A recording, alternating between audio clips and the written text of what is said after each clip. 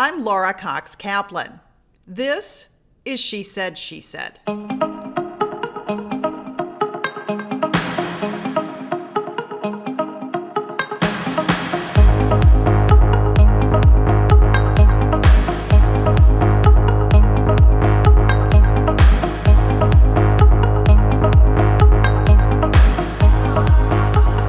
Schuller is the executive director of Winning for Women, an organization dedicated to leveling the political playing field for right-of-center women.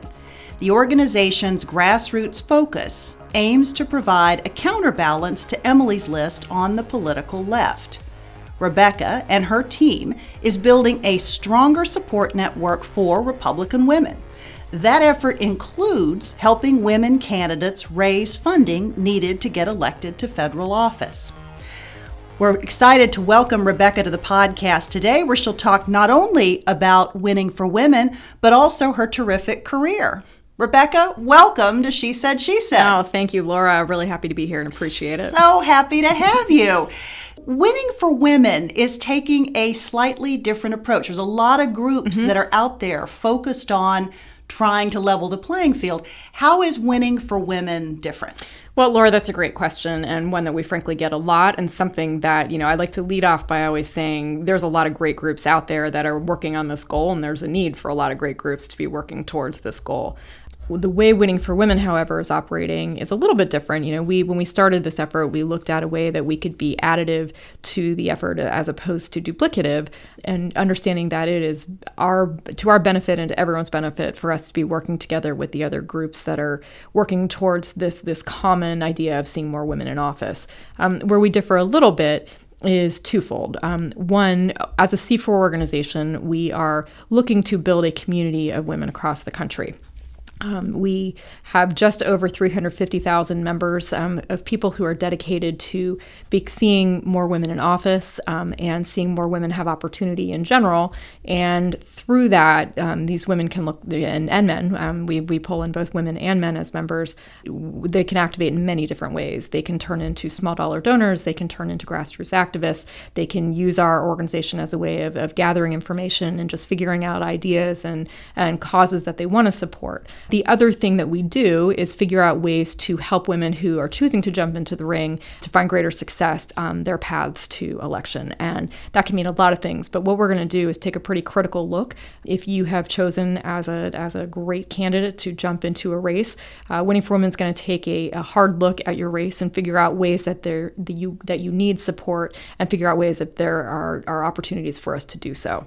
Again, so we're taking sort of a holistic approach of figuring out ways that we can add to the system to both activate a large nationwide network and also, taking a more micro look to see if there are things that we as an organization can do to specifically help you in your quest.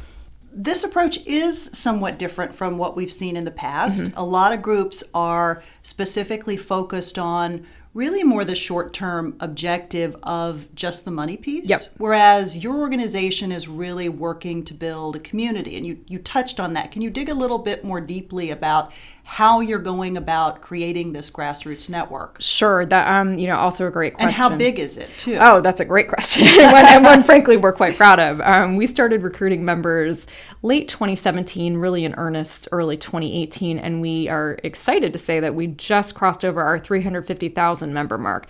So, again, in just over a year, we've pulled in over 350,000 people across the country who think that this is an admirable thing to be doing.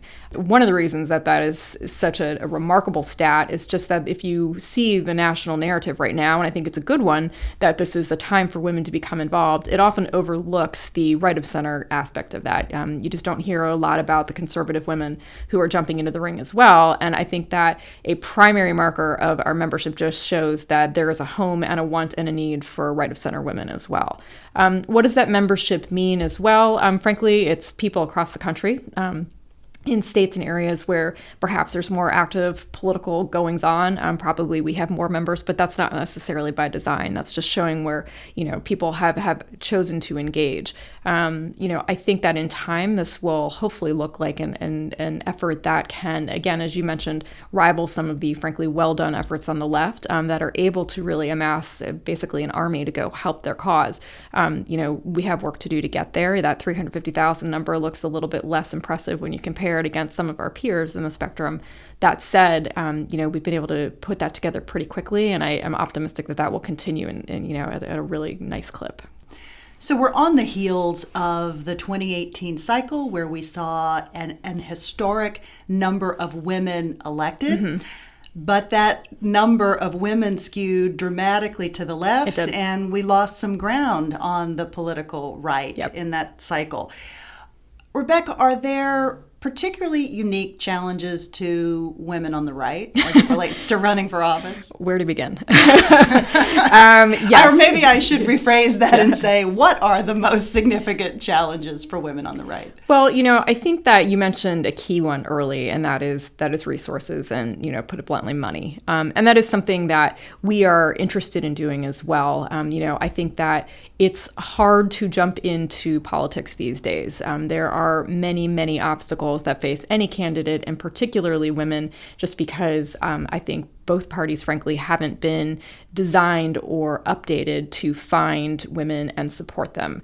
And again, where to begin on what those challenges are, but everything from how do you take care of your young family or perhaps your aging family to how do you find a donor network, how do you hire the right staff, the list goes on and on and on. I'd like to say that Winning for Women is here to solve all of those problems for all women now.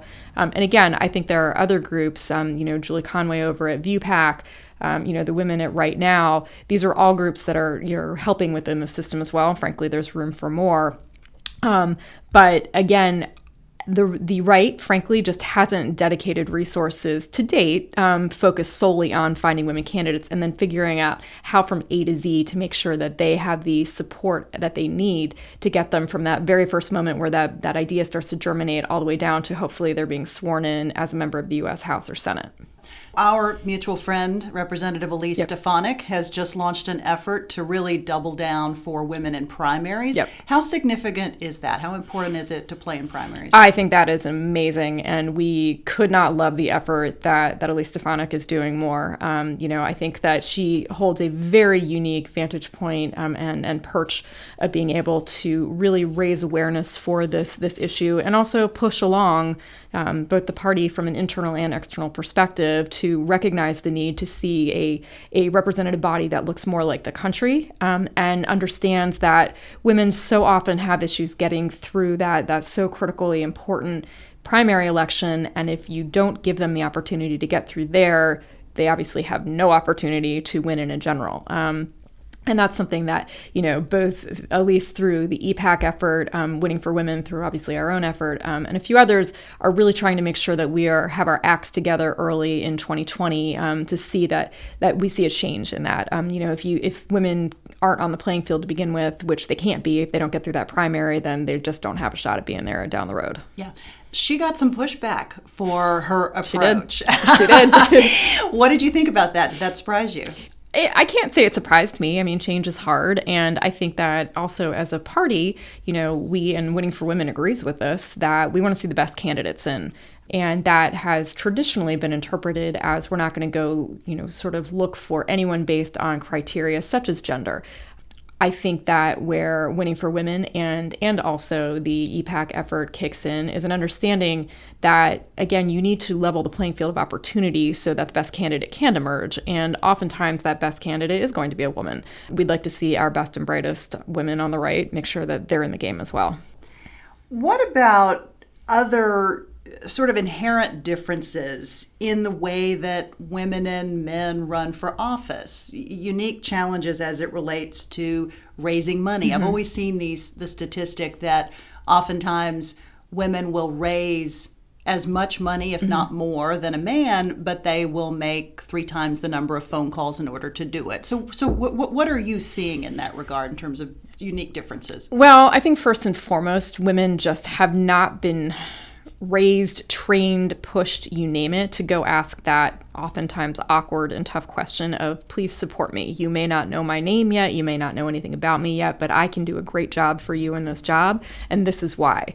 I think there are ad nauseum studies out there showing that women tend to be more hesitant to just innately believe in themselves, something that an organization like Winning for Women, and I think all your efforts, Laura, as well, are trying to change with women. So again, kind of going back to that critical point of access to money, sadly, it is something that they need and something that we need to help our women get a little bit more confident in their ability to go in there and their desire to be able to ask for it. In addition to that, though, the donor network needs to shift a little bit too. We would like to see more women donors. There are some wonderful and great women donors out there, but we need more. And at the end of the day, and I don't have any science or backing to put behind this, but often if you are so invested in a race or an idea that you're going to give your hard-earned dollars to support it, you want to see someone who you think represents you. You want to see someone who maybe looks like you, maybe acts like you, or you think is going to do all the above. And, again, that's where that critical need for women is. And I'll take it back to our membership at that point. We welcome men and women into our membership, but at the end of the day, the person who's going to sign up to become a member of an organization like Winning for Women generally tends to be a woman. I think of our 350,000, we're about 80% women and 20% men. Again, we welcome the men. It's just, sort of self-selecting there.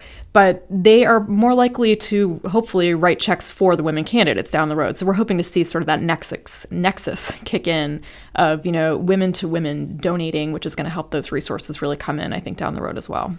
Now that we have this very large group of new Democratic women who were just elected, and we reflect on sort of the motivations to run for office, do you see significant differences in why a Democratic woman runs versus why a Republican woman might run? I really don't. At the end of the day, and I think that this is true on both sides of the aisle, there's just an energy to have your voice heard, and that's really pushing women to jump into the ring. I think that the national narrative sounds different, that there are singular factors that are pushing women in. But what we've seen through our organization, and again, we're a group that is actively looking, for people who want to be politically involved, is that there are a lot of women on the right who want to get involved too. We have a button on our website, winningforwomen.com, lots of great resources on it. But we have a Get Involved button on there where you can, do anything from try to figure out information about candidates or causes that you like, all the way over to giving us information to help us direct you to places if you're interested in making a run yourself. And I think by midpoint last year, we had several thousand women, click on that button and sign up for that function, which I think maybe, again, doesn't sound like that huge of a number when compared to some of our peers on the left. But again, this is an organization that doesn't have the name recognition that an Emily's List or, or other groups on the left have. And yet we saw that interest kick in pretty quickly. And I imagine that number has only grown dramatically since then. So I don't know that there's any one factor that is pushing women or not pushing women to get involved, other than just a desire to see their voices heard and hear their voices heard. So is Winning for Women creating more opportunities for more diverse women candidates than perhaps we've seen in the past? We're hoping so, yes. Talk about give me some examples of that. We are different in that we, along with several other efforts right now, are trying to make sure that we jump in early enough and critically enough to find women candidates. We're not looking for women because they're women. We're looking for women because they present a path to success, eventual leadership, and hopefully can add some more to the party. And that more is where I think that the difference kicks in. We are really hoping that we can find women candidates who do push the party boundaries a little bit in many different ways. At the end of the day, let's just get those women numbers up. But I mean, my goodness, how excited are we if we find women who also are diverse or present more interesting stories than coming through the traditional channels. But, I think just the very nature of us being there and actually looking for women in a more in-depth way helps do that. And frankly, if we find a diverse candidate, we're pretty psyched about it. Let me ask you what may be kind of a tough or sensitive question, if you will. Sure.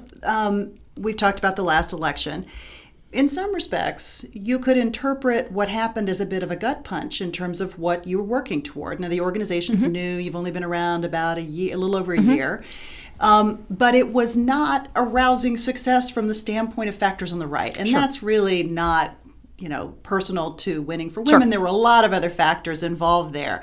But how do you, on the heels of that, how do you keep your spirits high? And even more important, perhaps, how do you make sure that you don't lose momentum on your team? We're going to talk more about your team in a second.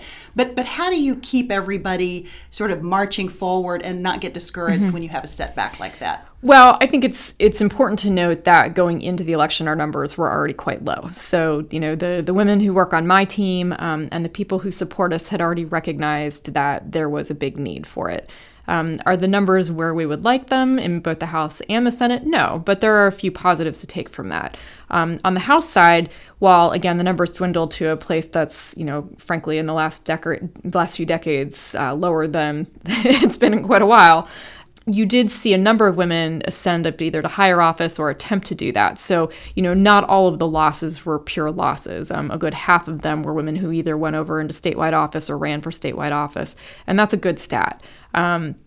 On the Senate side, you also have at a historic high for Republican women. We're at 8 now, and that's also a good thing. Would we like to see both of those numbers higher? Absolutely. But I think that it's too quick to say that that there was one specific factor that pushed Republican women to an all-point low.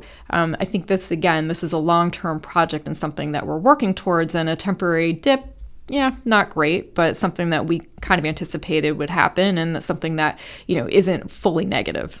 And your donor base presumably was hopefully realistic as it relates to that? Yeah. I mean, again, if you're going to get involved with this, you understand this is something that's not going to get corrected overnight. Right. You win a few, you lose a few, Yep. but you got to work really hard to get there. Absolutely. Yeah. Absolutely. What originally inspired you to be part of this? I know that you've had a long and very successful career, but why this? Yeah, that's a great question. Right out of college, I started working for my hometown Congresswoman, Deborah Price from Ohio. And at that point, there was an inspiring leader who had an interesting background. She'd been a former judge. And I saw that, she was part of a elite but small group in the House. And there, again, weren't many others over in the Senate. And it just seemed like something that needed attention. After that, I frankly jumped out of politics for quite some time, went to law school, was a litigator for a decade before jumping back into this, and wasn't paying quite the attention to it over that time period that I had, back in the early stages of my career. But, always kept a bit of a finger on the pulse of politics and where women were for it. And something that I've watched over, the last 20 plus years is that the divide seemed to grow, and that the sort of national narrative continued that women were involved, but it was always on the other side. And when I looked to make a career change after the birth of my second child and sort of, hunted around for what exactly did I feel passionate about and what did I want to, use my time for, I looked at, a whole bunch of industries, but again, sort of, kept going back to Washington, and, we're Washingtonians at this point. So It was always here in the backyard. But noticed that group, that initial sort of nucleus of women that I had worked for in the early stages of my career hadn't really grown much, while they had on the other side. And that just felt wrong. And it felt like there was an opportunity to, do something that could really help change that. I think that Republicans tend to get stereotyped and typecast into very specific roles. And I think the opportunity to see more women in the party helps change that, and something that I would like to see happen. So, long answer to your question of, I think that the past 20 years of sort of watching industries and women in the workplace pushed me to a place of marrying, sort of my personal passions with an issue that I thought needed correction, and here we are today. Yeah. So your law firm experience no doubt informed, to Absolutely. a large degree, how you think about leadership, how you think about equity, how you think about all of these sorts of experiences. It is separate, but law firms get a bad rap, perhaps deservedly so. Sure, at times. As it relates to retaining women. They do a pretty good job of recruiting them, but the retention piece is significant.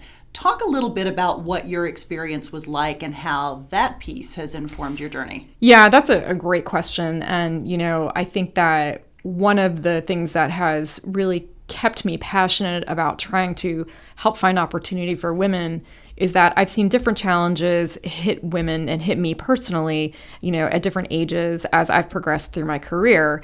And it may just be an unfortunate coincidence that, I had my kids while I was still at a law firm. But I think one of those juncture points that's particularly challenging for women to, navigate is those sort of years where you're having your kids and then raising your children. While law firms, you noted, can be very good for women and frankly have been on sort of the forefront of pushing longer paid leave periods and things like that are helping women, I think that we tend to look at some of these situations through a too narrow of a lens. And so maybe the industries can be helpful of allowing women to have a longer period of time right after the baby's born. But my goodness, how hard is it, 6 months, a year, 3 years, as your kids start to enter the later grades in elementary and middle school, et cetera, to balance that career and your family. And I think that as a society, we're in a better place if we can help women figure out how to stay in the workforce if they choose. I think that one of the nice things about being a right of center woman is that we tend to look at this from a perspective of these are your choices and what works for your family is the right way to proceed. But it can't hurt us to help women figure out how to, keep toes on both sides. Like that's helpful. Sure. And I think that the law firm industry, again, the legal industry has some positive points on that, but it's also a tough one to sort of balance, especially if you're a litigator, you're often working very, long hours. You are not in control of them. Travel. Politics isn't all that different. Yeah, right. but a little bit, but that's tough when you've got a family at home. And I think that, again, as a people, we tend to help the men do it a little bit more. I personally have seen, my husband has tended to get a pass when the kids have been born or school things happen, you name it. The carving out a flexible time to need to be at your child's school event or to take a leave or this and that gets seen as a positive, where I think for women, we tend to see it as a little bit of a liability on the workforce. And that's something that I think we need to change. So again, long way of getting to, I think that there's just a real need for us to evaluate how we support women as they're navigating all of these stages of their careers. Yeah, and having more women in elected office obviously brings a lot of perspective around these topics. Yes. I know, in violent agreement on that point. Yes. So you referenced this a second ago, you took a break. At one point. I did. And for an awful lot of women, it can be really tricky to take a break and then jump back in because you can find very quickly that you lose momentum, that you get very absorbed into, if you're taking a break to raise your children or to care for aging parents or whatever the break entails, you may find that you lose connections very, very quickly, and that can have an impact on your confidence. Yep. Talk about the break that you took and how did you then get back in? Well, I think that it's just hard to do and something, again, that we really should be helping women figure out. And men, I think it's hard to jump out at any point in your career and jump back in. And I gave it a double whammy of when I jumped out and then jumped back in, I knew that I needed to find something that used my legal skills and my law degree, but was a little bit different than what I had been doing. I think for anyone, they're going to hit a certain stage in their career where they feel like they need a little bit of personal fulfillment in it. And if you're not getting it from your, too many hours former job, you're probably going to look elsewhere. But that prevents some additional challenges of, as you pointed out, of having to figure out who are the people to network with and where are the places to go and are there professional societies, et cetera. I stepped out for a little while after my second child was born, gave me the opportunity to see if, staying home was for me, if going back to work was for me. And what I realized during that time period was that I liked to work, but that I also wanted a career that I could carve out when the kids had an important event at school. I wanted to be there for those things. I think that that's tough. And figuring out how to jump back in is tough. I went and met with a lot of different, I talked to career advisors, I talked to just, every friend who would take a meeting, you name it. And the first thing I found was that every person who I talked to sort of pushed me into a legal career again. And I could not have wanted to run away from my legal career more. I had 10 great years of being a litigator, but did not want to do that anymore. Yeah. And again, going into, the legal department of a major corporation or being even a public advocate, as a lawyer was just not what I wanted to do. Although, that's a good thing if you maybe for some people that is the right twist. I wanted more of a diametrically opposite shift. Yeah. But getting creative and thinking outside the box is both hard, I think, for the individual, and then also to get people to see your resume in a little bit of a different way. And I don't know if that's gender specific or that's just I was at a certain stage of my career where it was kind of hard to do a shift and pivot. Mm-hmm. I do think, taking it back to the gender lines, that men are more willing to say, well, of course I'm qualified for this job. And frankly, we see it with candidates all the time. It's cliched, but how many people that we're recruiting to come in and be candidates, the women tend to say, well, I don't have the experience for that. And maybe they have all the experience they need for it, but they haven't served specifically in elected office, or sort of one of your traditional paths. Whereas we hear anecdotally, and I don't recruit male candidates to run, but we hear all the time of men who they say, oh, are you interested? Absolutely. I could be a great representative. and I mean, the experience is maybe completely off, but, that's just something that I think that many men are more than happy and willing to do. And we need to build the confidence within our women to understand that as well. Yeah. What advice do you have for women who may be taking a break or contemplating taking a break? What would you advise them to do, sort of regardless of career track? During that time period? Well, I think finding fulfillment in some activity is helpful. It may be that you love to do art. It may be that you love to study. It may be that you love to, take lunches with interesting people. But staying active, I think, is incredibly important, and finding personal fulfillment through whatever avenue it is. I personally started to figure out my path by talking to anyone and everyone who would talk to me. If I was out with you and you told me you had a colleague who had interesting overlapping ideas, I was going to meet and have coffee or do lunch with you within the next week. And frankly, that's how the opportunities came for me to do a shift. It was, I think it's rare that you automatically say, well, I want to do X and then can jump in and do it. I think you have to kind of catch some lucky breaks. And the more networking that you can do can help with that. Yeah, absolutely. So we mentioned your terrific team a couple of minutes ago. I believe it's exclusively women. Not by mandate, but yes. It's exclusively women. Yeah. So, and because you have worked in predominantly male-dominated fields, so how does it differ on a day-to-day basis, or does it? Oh, it very much so does. We're very collaborative, which I like. We are less siloed. I find that I'm lucky I have a great team. We've pulled in, our political director has great political experience. Our comms director is a wonderful communicator. Same goes with our operations and our analytics directors. I think we just have a fantastic group. And a very experienced and distinguished group, too, who've come out of very high-level jobs across Republican politics. Well, I appreciate you saying that. You're and welcome. we've been very lucky to have the hires that we do. We were able to hit the ground running very quickly with that, and that's due entirely to we have a really great team. But we are willing and in fact just I think fall into working together a lot. That doesn't mean that people aren't owning their own roles and their own projects, but I think that this team of women is particularly good at figuring out ways to see the overlapping nature of everyone's job and everyone's projects and accordingly pull in input from everyone. And that I think is a little bit different. My law firm days, you were given an assignment in a staff meeting, you went to your office, you closed the door, you were there for the next 49 hours straight with a locked door, not a lot of food, and then hopefully you came out with a brief that was going to sort of anonymously go through the channels.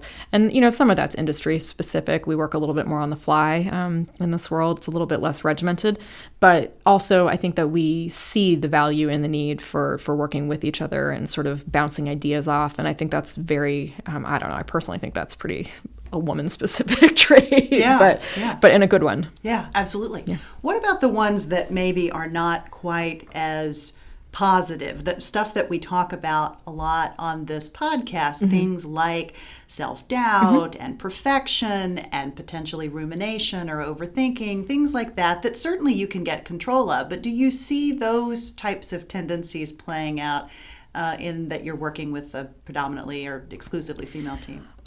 Here and there, sure. Again, I think I'll go back to that one of confidence in that I think sometimes women are less willing to sort of just assume they have the right idea, or think, I personally can get hamstrung by what is the right way to do it instead of what is a way to do it, and I'll sell it at the end. We're getting better at it, but that's something that we at times have to kind of push ourselves to work through. Meaning not waiting until it's completely 100%, but Right. maybe 80% Right, there. right. Yeah. And that's something that, again, we are improving on. I think the other part is, in politics, getting anyone to commit to the importance of a niche idea can be a challenge. And again, pushing a broad idea out there that we need to work to put more women in office has its challenges at times. And then I think at times when it's all women on staff, you get labeled. And at the end of the day, we're an organization that's out there supporting success in the way that every other group in the Republican Party is doing. But working through that and getting sort of commitment and belief in our team, especially when it's a brand new organization, is a struggle as well. You touched on this a little, the sort of identity politics, if you will. And as you and I both know, that has and continues to be in some segments of the Republican Party an issue. Yep. Where some people don't think there should be any specific effort given to electing more women, but instead elect the best candidate. And while you and I would probably agree, we want to see the best candidate elected, but we just believe more of those are women. Yep. How are you seeing that mindset evolving and shifting? I think so. I do. Again, I think that our membership shows that there are people out there who believe that Republican women need the chance to get onto that ever so important playing field. You're not going to sign up and become a member of my organization and get 100 billion emails a week if you don't see the need for it. I think that, and this is a good shift, that there is a growing awareness across the country that people want to see more diversity, more inclusion, and that includes gender diversity and gender inclusion. Accordingly, that's where I think you see a shift in this. I think that there's a need, and I do think that people are rallying behind it. Yeah, finally. Yeah. I'm happy to hear it. Yeah. We ask everyone who comes on the podcast for a single piece of advice or a life hack or mantra. You've already given us some great advice, but if you had to boil it down to just one thing, maybe something that you share regularly with younger members of your team, what would that be? Oh, that is a great question. For my own self, again, sort of jumping in and just not being afraid, like to use a cliche, not letting the perfect get in the way of the good, is something that I've had to learn over, again, the course of my career, and I'm continuing to learn. It's an ongoing process. But that ability to just let yourself jump in and not be hampered by your fears is something that I think that I could use more of, and I'm working to improve on every day. Amen. Amen, sister. Rebecca, thank you so much for being thank here. You, Laura. We really appreciate it. You can learn more about Rebecca via our website at www.shesaidshesaidpodcast.com. There you will find additional notes from today's visit, as well as links to Winning for Women that will show you how to get engaged. If you haven't had a chance, please be sure to sign up on the website as well as subscribe to this podcast on iTunes. And don't forget, we would love to hear your feedback. As always, thanks so much for listening.